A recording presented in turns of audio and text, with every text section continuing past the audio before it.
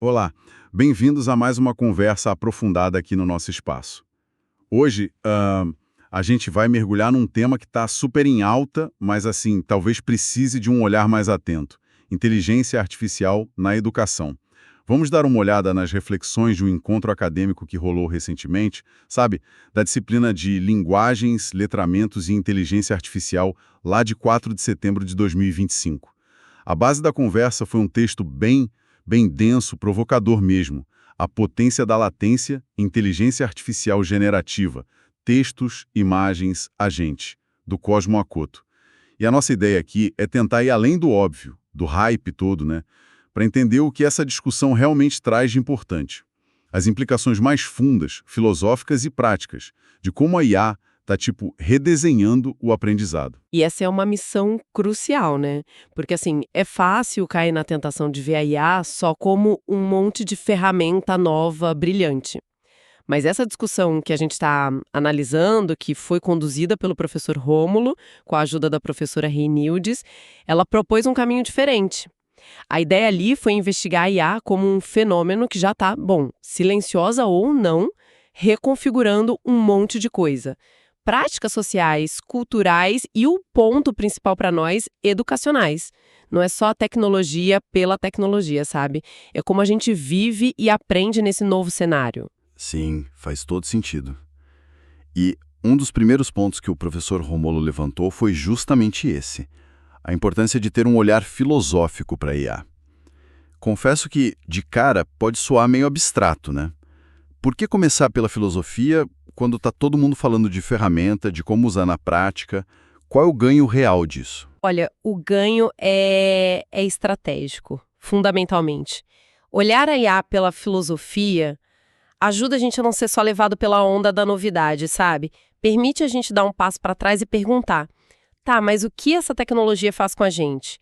Como ela muda a nossa ideia de realidade, de conhecimento, até de quem escreve o quê, entende? De Os interação, sistemas existe. Antes de sair decidindo como usar, a gente precisa entender o que está em jogo num nível mais profundo, assim. É tipo, antes de pintar a casa, você precisa checar a fundação, né? Sem essa base filosófica, a gente corre o risco de adotar tudo só pelo fascínio, sem sacar as consequências de verdade. Entende? É tipo calibrar a bússola antes de sair navegando nesse mar novo, certo? E por falar em navegar, um conceito que apareceu forte nessa discussão foi o de letramento em IA. O professor Rômulo até fez questão de frisar: não é para formar um monte de programador, não é isso.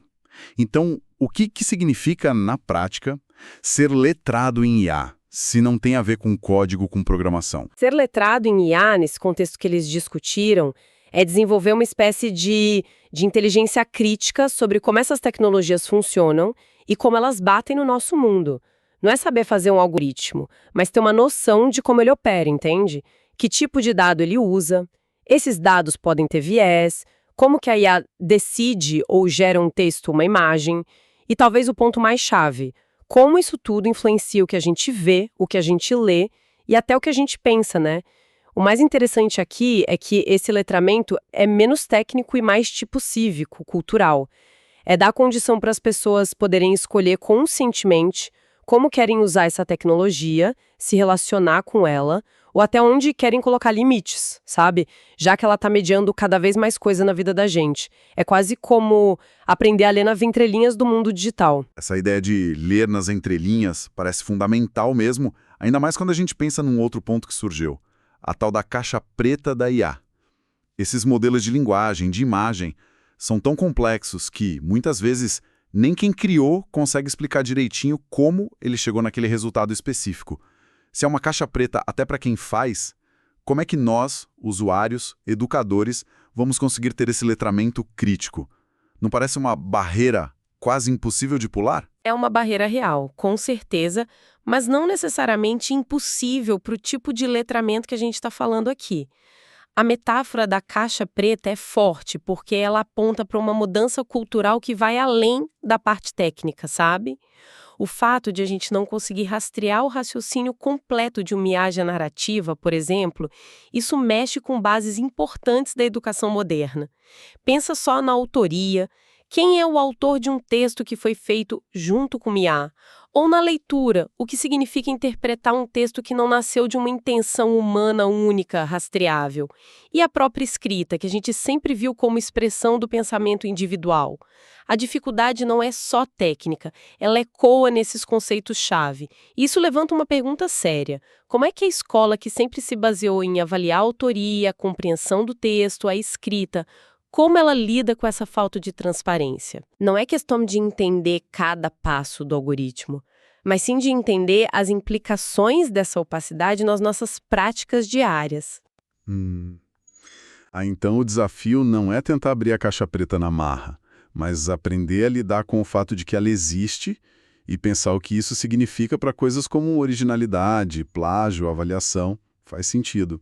E imagino que foi aí que a professora Renildes reforçou a importância de um debate constante, amplo, né? Tirar essa conversa só dos labs de computação e levar para a sala dos professores, para o planejamento. Exatamente. A contribuição dela foi muito nesse sentido. Alertar que não dá para esperar ter todas as respostas para começar a discutir. A tecnologia anda muito rápido. É preciso criar espaços permanentes para pensar, para experimentar dentro das escolas, das universidades, envolvendo todo mundo, professor, aluno, gestor, um diálogo aberto mesmo, sobre os medos, as possibilidades, os desafios éticos e práticos que a IA traz para o dia a dia da educação. E falando em experimentar, agora a gente chega num ponto que para mim foi bem interessante. As experiências práticas que os estudantes compartilharam lá no encontro. Porque uma coisa é ficar na teoria, outra é ver como a IA está sendo usada ali na prática do aprendizado. O que chamou mais atenção nesses relatos? Olha, foi fascinante ver os usos diferentes. Não foi só, pedir para a IA fazer o trabalho para mim. Longe disso. Teve gente que usou a IA para gerar perguntas mais difíceis sobre o texto do Akoto, sabe? Perguntas que talvez a pessoa sozinha não pensasse, forçando um olhar diferente para o texto. Outros estudantes pediram para a IA fazer resumo e depois compararam com o resumo deles mesmos, pensando criticamente o que a máquina achou essencial e o que a interpretação humana pegou.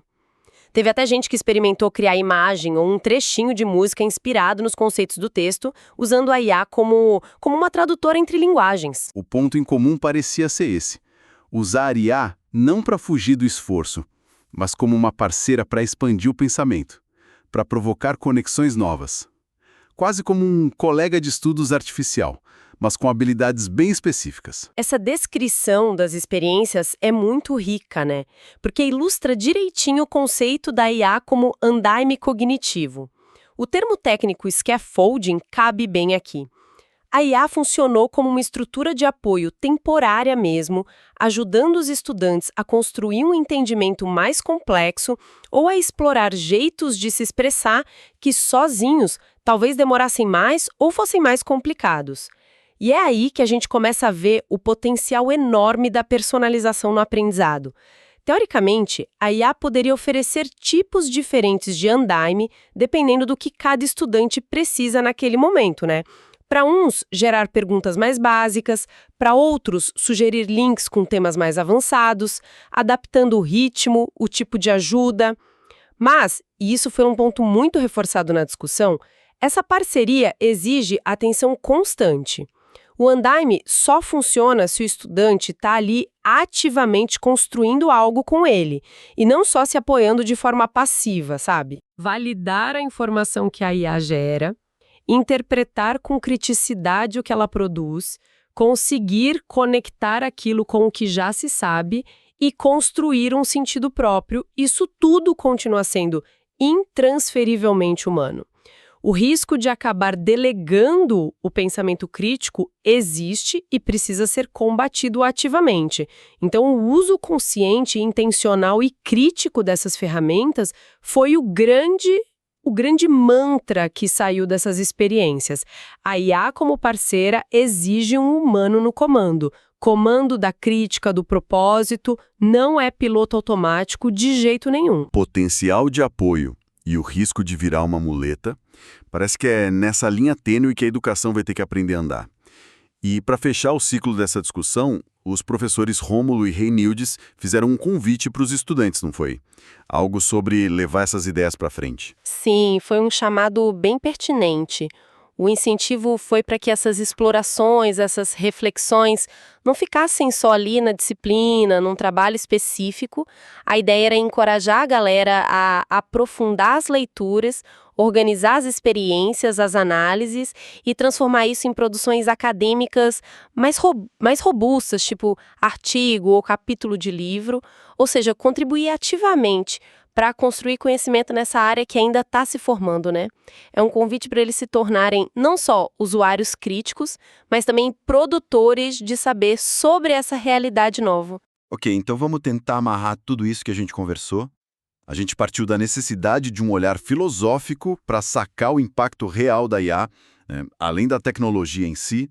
Vimos como é urgente um letramento em IA, que seja crítico-cultural, focado em entender como esses sistemas moldam nosso mundo, mesmo sendo meio caixas pretas. E aí, a gente viu, pelas experiências dos estudantes, que a IA pode sim ser uma parceira no aprendizado, funcionar como esse andaime, contanto que seja usada com intenção, com criticidade. Então, qual seria a grande mensagem que fica dessa análise toda para quem está pensando o futuro da educação? Olha, a mensagem central, que veio tanto do texto do Akoto quanto da própria discussão, é que a chegada da IA na educação não é só uma atualização de ferramenta. Não mesmo. É um convite, ou talvez uma intimação, para a gente repensar coisas muito básicas do que significa aprender e ensinar. Questões sobre o que a gente valoriza como conhecimento, como a gente avalia o aprendizado, qual o papel da autoria, da originalidade e como a gente cultiva o pensamento crítico num mundo onde a resposta pronta está ali, a um clique. Se a gente conecta isso com um cenário maior, a gente percebe que a saída não está em proibir ou abraçar tudo sem pensar, mas sim em desenvolver uma nova pedagogia mais dialógica, mais crítica, mais adaptável, que saiba usar a IA de forma estratégica, refletida. É um redesenho constante que vai exigir colaboração e coragem para experimentar. E essa ideia da IA como parceira de pensamento, essa chance de conversar com a máquina para aprofundar a própria compreensão, junto com incentivo para os estudantes produzirem conhecimento sobre isso. Isso tudo me deixa com uma provocação final aqui para quem está nos ouvindo. Se a IA pode de fato ser esse andaime que se adapta, esse catalisador para explorar ideias de jeitos novos, como isso poderia transformar não só o jeito como a gente aprende, mas também o jeito como a gente mostra o que aprendeu.